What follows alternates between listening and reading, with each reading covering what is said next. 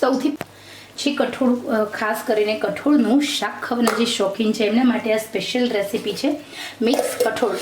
લીલા ચણા, બ્લેક ચણા, લીલા વટાણા, યલો વટાણા અને સાથે સાથે સોયાબીન, આ બધી જ વસ્તુમાં એટલી સરસ મજાની પલાળી અને બાફી અને પછી આ ટેસ્ટી એવું શાક બનાવ્યું છે. ખરેખર આ શાક પુલાવ સાથે, પરાઠા સાથે બહુ સરસ લાગે છે, રોટી સાથે બહુ સરસ લાગે છે. તો ચલો મેં આ મિક્સ કઠોળ કેવી રીતે બનાવ્યું છે એનું સ્ટેપ બાય સ્ટેપ જોઈએ રેસીપી. ઓકે, ખરેખર આ રેસીપી છે એની અંદર જે મેં વઘાર કરવામાં જે વસ્તુઓ ઉમેરી છે એના કારણે કઠોળ પચી જાય છે, ગેસ નથી થતો, એસિડિટી નથી થતી અને ખાવામાં પણ મજા આવે છે, ટેસ્ટી આવે છે. તો ચલો જોઈએ કેવી રીતે આ કઠોળ વઘારવાનું છે. નવી નવી રેસીપી શીખતી બહેનો માટે આ સ્પેશિયલ રેસીપી છે. ચલો જોઈએ રેસીપીનો વિડીયો પસંદ આવે તો લાઇક, શેર, સબસ્ક્રાઈબ દિલથી કરશો.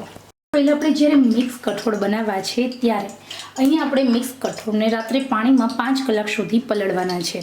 અહીંયા બ્લેક ચણા, ગ્રીન ચણા, યલો વટાણા સૂકા, ગ્રીન સૂકા વટાણા અને સોયાબીન થોડા છે. અહીંયા મેં એવી રીતે મિક્સ 5 કઠોળ છે અને રાત્રે પાણીમાં પલાળી દીધા છે. આ કઠોળમાં પુષ્કળ પ્રમાણમાં પ્રોટીન છે, લોહ તત્વ છે, આયર્ન છે.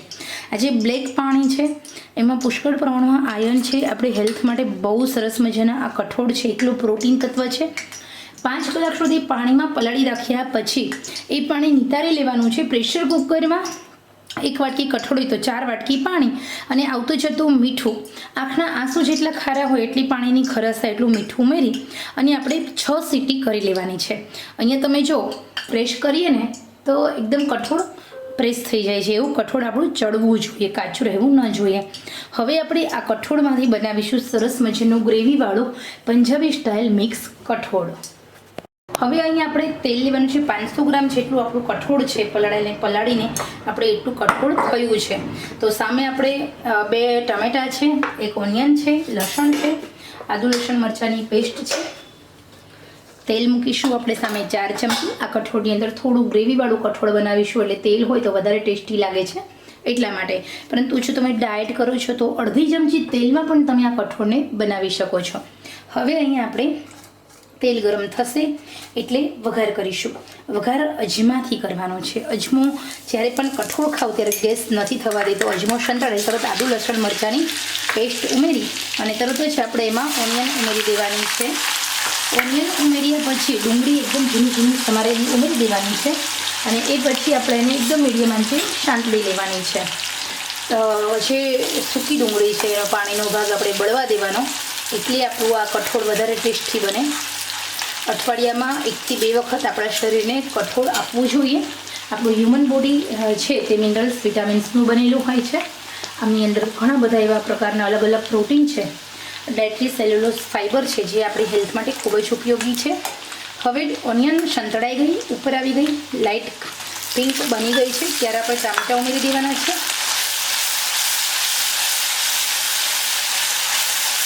ટામેટાં ઉમેર્યા પછી આવતું જતું નમક ઉમેરી દેવાનું, કારણ કે ટમેટામાંથી જલ્દી પાણીનો ભાગ છૂટો પડશે.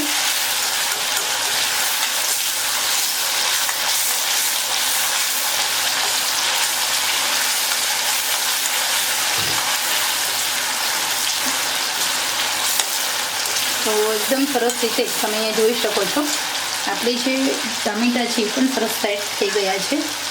તો હવે આપણે એમાં હળદર ઉમેરીશું, લાલ મરચું, સાથે સાથે થોડો અમથો એવો ગરમ મસાલો ઉમેરી દઈએ. ગરમ મસાલો કોઈ પણ લઈ શકાય છે.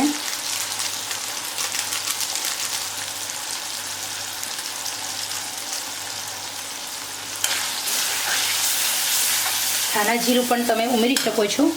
હું ધાણા જીરાની બદલે કાચું જીરું એડ કરું છું. કાચા જીરાથી સુગંધ અને સોડમ વધારે આવે છે અને આપણો જે ખોરાક છે તે પચી પણ જાય છે.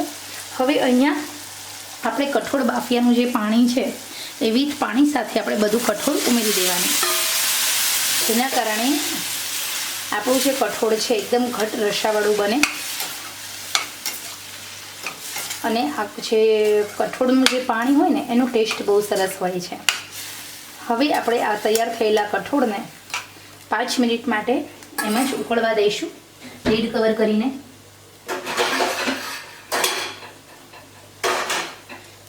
જેના કારણે આપણા જે બાફેલા કઠોળ છે એની અંદર સુગંધ અને સોડમ અને સાથે સાથે જે ટેસ્ટ છે ખૂબ સારો આવે એટલા માટે 5 મિનિટ થાય એ પછી આપણે હલાવી લઈશું.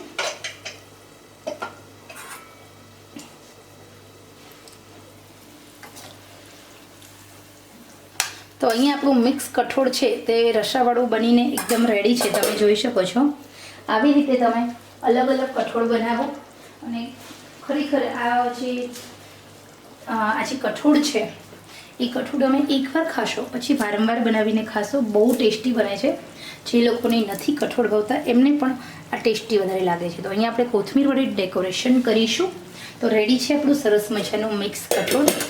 તમે પણ આવી રીતે કઠોળ બનાવો અને નાના મોટા સૌ કોઈને ઘરમાં બનાવીને ખવડાવો. તો ખરેખર આ સરસ મજાની સબ્જી બનાવવાની રેસીપી પસંદ આવી હોય તો તમે મારી ચેનલ લાઈક શેર સબસ્ક્રાઈબ કરશો. જે કઠોળ ખાસ કરીને કઠોળનું શાક ખાવાના જે શોખીન છે એમના માટે આ સ્પેશિયલ રેસીપી છે. મિક્સ કઠોળ, લીલા ચણા, બ્લેક ચણા, લીલા વટાણા, યલો વટાણા અને સાથે સાથે સોયાબીન, આ બધી જ વસ્તુ મેં એટલી સરસ મજાની લાડી અને બાફી અને પછી આ ટેસ્ટી એવું શાક બનાવ્યું છે. ખરેખર આ શાક પુલાવ સાથે, પરાઠા સાથે બહુ સરસ લાગે છે, રોટી સાથે બહુ સરસ લાગે છે. તો ચલો મેં આ મિક્સ કઠોળ કેવી રીતે બનાવ્યું છે એનું સ્ટેપ બાય સ્ટેપ જોઈએ રેસીપી. ઓકે, ખરેખર આ રેસીપી છે એની અંદર જે મેં વઘાર કરવામાં જે વસ્તુઓ ઉમેરી છે એના કારણે કઠોળ પચી જાય છે, ગેસ નથી થતો, એસિડિટી નથી થતી અને ખાવામાં પણ મજા આવે છે, ટેસ્ટી આવે છે. તો ચલો જોઈએ કેવી રીતે આ કઠોળ વઘારવાનું છે. નવી નવી રેસીપી શીખતી બહેનો માટે આ સ્પેશિયલ રેસીપી છે. ચલો જોઈએ રેસીપીનો વિડીયો પસંદ આવે તો લાઈક શેર સબસ્ક્રાઈબ દિલથી કરશો.